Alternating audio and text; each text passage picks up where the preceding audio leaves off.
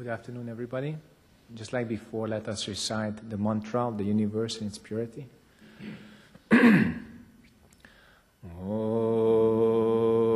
Nam, Om Nam, Om Nam, Om Nam, Om Nam, Om Nam, Om Nam. Thank you very much.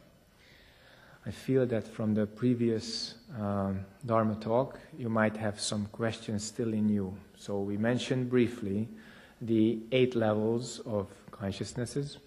And if you still have any questions how it operates or how it functions, you can ask, just now.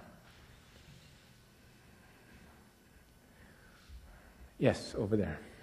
So the dualistic idea, that's the 7th level consciousness, that's what you said. This is the birthplace of it. That's the 7th splits into 2. Right. But the others also take part in it. It's not like an independent unit. Okay. And I heard that in order to practice like Zen Buddhism, you have to get rid of like a dualistic idea. So direct perception of and something like that. That means do we have to get rid of like training of like Zen master or Zen practice? Do we have to get rid of like 7th level of consciousness? Is it? If you get rid of the 7th level of consciousness, you cannot differentiate between your wife and other women. And that can be a problem. Is that the objective? That is not the way we have to? Of course not. But if you're attached to the 7th consciousness, then the world will always be torn into 2, and 4, and 8, and 16, all the way. Okay? So to transcend the 7th consciousness is our potential. To see, to perceive that everything is one. All phenomena, substance, originally one. But then we use our 7th consciousness to clearly differentiate that this is hot, this is cold. This is my family, that is not my family. Okay? So, in this sense, we can function clearly only if we see that all the contents of the 8 consciousnesses are relative, subject to causes and conditions, impermanence, and they do not exist by themselves. We make them. As long as we believe that they are absolute, they are independent of us, they are outside of our scope of activity or outside our potential, we are deluded. So to terminate this delusion, to wake up from this dream, we need to transcend all the 8 levels, then all the 8 levels begin to function correctly. Okay? Including the 7th. Okay. One more question. Okay. Is that the 8th, that the memory, that the last level of the consciousness? Is this similar to like a Western Freud, like subconsciousness concept? Well, you should ask Herr Freud about that, but it's actually much bigger than he thought. Because none of the Western psychologists until recently thought in terms of lifetimes. But your 8th consciousness actually records all your lives. It's all there. If you practice hard and you sit and want to keep this clear mirror mind, then all the shadows of the past, including this lifetime and other lifetimes, they appear. That's the natural function of our consciousness, but again, we don't have to attach to the function of this consciousness. So in the 8th consciousness, everything, every single thing, every single phenomenon, sensory perception, mental formation is stored. But again, the content of this consciousness does not exist by itself. You can freely take out and put in. Okay? And this is not what we call selective memory. No. What we really mean, you condition yourself into someone you want to be. Okay? You do it out of your own free choice, not somebody else from the outside. Okay? So if you realize the potential of the human mind, then the function of all the 8 consciousnesses will become very clear, very spontaneous. So if you sit in meditation, or just you are very much aware in your everyday activities, in all cases, you can perceive how quickly the interplay of the 8 consciousnesses put together your world. How quickly you grab from the shelves of your memory your past. You know, how you distinguish between them with the 7th, and how the 6th combines them into a view, and how it's communicated through the senses, and then the reaction comes back immediately. It's so fast that unless your mind is very clear, you cannot observe it. You see maybe 5-10%. Everything else is, we say, just conditioned by your past karma. But if you see this karma, you can let go of this karma, then you can change this karma. Okay? That's the real function of our Buddha nature. Thank you. You're welcome. More questions to the same point? Yeah, over there. How do your dreams relate to your karma? Unfinished karma means dream. And how would you explain something that feels real, but you can't tell if it was a dream or something you really done? What is it that feels real?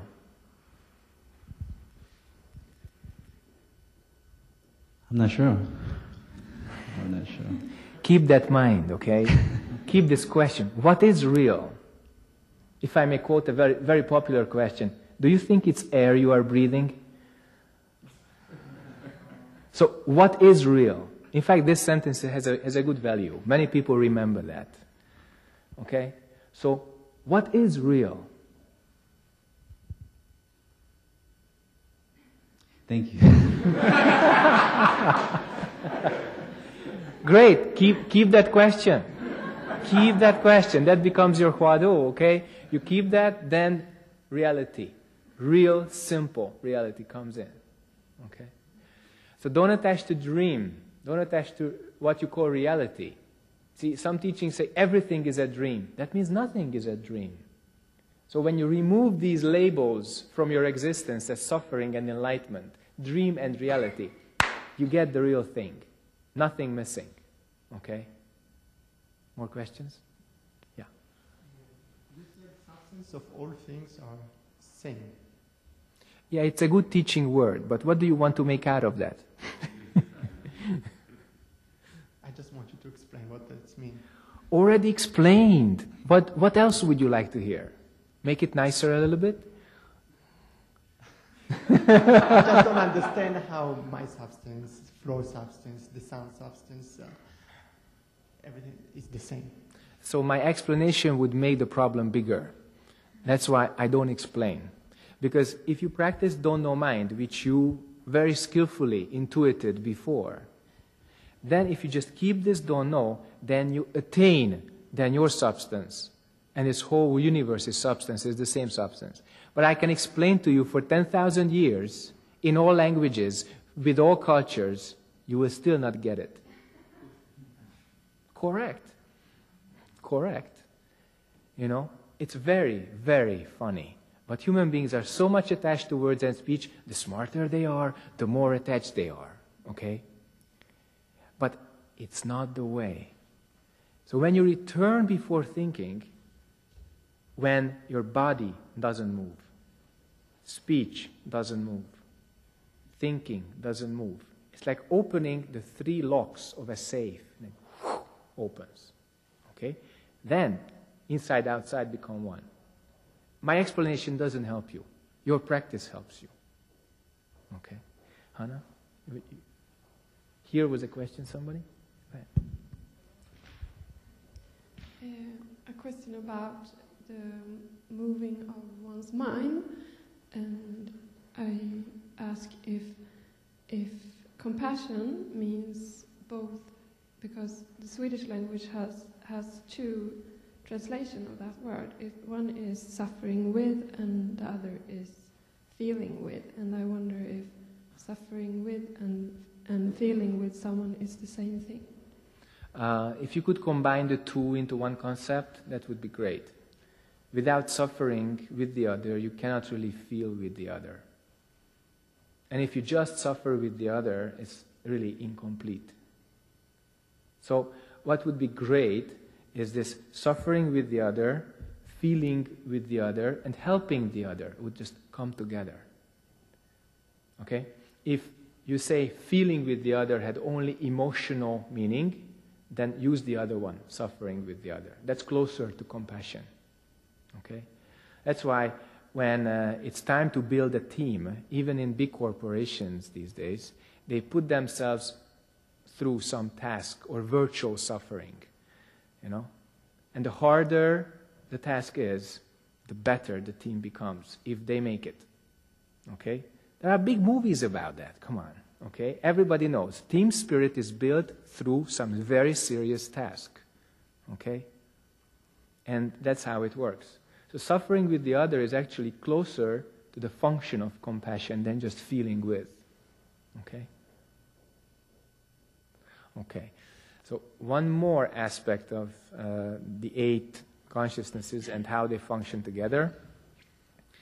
I've said that the first 6 depends on your body, always, all the time, moment to moment.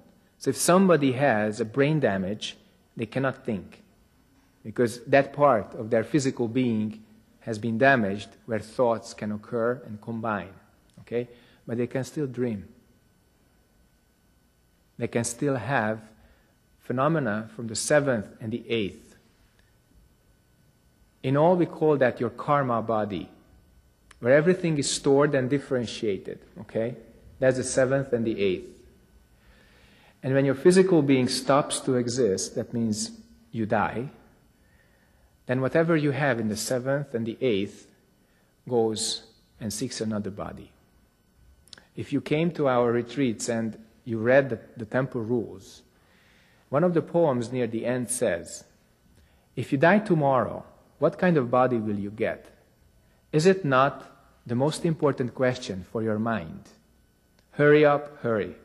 Water flows down to the sea, clouds float up to the heavens. Okay? All these are from Pai Chang Zen Master's time, basically Tang Dynasty time. And the real meaning of this is that as you practice, you observe how your mental body, your karma body functions. And you know that if you don't clean it up this lifetime, you'll have to do it next lifetime. Whatever you identify with this lifetime, you carry with you to next lifetime. Okay? It's as clear as that. So, what is our real job? Our real job is attain your true self and do not identify or attach to anything. Then we can function clearly. But if you identify with anything, attach to anything, then you have some big debt, some big burden which you carry lifetime after lifetime with you.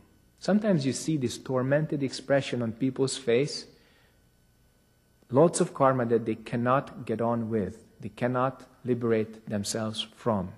And the only reason is they're holding on to it so tight that lifetime after lifetime it repeats. Okay? In this case, I want to refer to the Theravada concept of, repeating lives, and also to the Mahayana concept. In Zen, there's no repetition, so I don't have to refer to that. That's very simple. Every single moment in Zen, whether you have a body, not have a body, same. Keep clear. Okay? In Theravada, there are basically some fundamental distinctions. One is the actual ignorant mind. The other is we call stream enterers, or in Sanskrit, Shrota Apanna, those who have entered the stream. They have seen the kind of continuation or continuous flow of their consciousness, how phenomena come just one after the other. If you start meditation, you get it very soon. So you see your own mind stream. And there are 2 more levels in this very basic distinction. They have a lot more systems, but I don't want to bore you with that. The once returner, okay? The Shakritagamin, that's also a Theravada concept. Once returner means your mind has just one more lifetime. Then nirvana, bye-bye. Okay? And the other has this very high level, the Anagamin, the non-returner. That's like a big, reward. Teacher says you are Anagamin. Never return. Get into nirvana. But then the question comes, if you enter nirvana, how do you help this world? Okay? You made it. How about the rest of us? That's when Mahayana comes in. And as you could hear from many teachers, from many talks, lifetime after lifetime, be born in human body, meet the Dharma, meet your teacher, get enlightenment. So in Mahayana, it's not a question whether you're coming back or not, because you vow to come back. How you come back is very important. What you put into your seventh and eighth consciousness, that's very important. We call that vow. This vow means, when all beings are liberated, I am free to go to nirvana. Attaining enlightenment is very important, but getting into nirvana, that means not being reborn, is not correct. Why? Everybody else is here. We talked about 6.3 billion human beings at this moment doing not such a good job on this earth. We have a universal responsibility towards each other.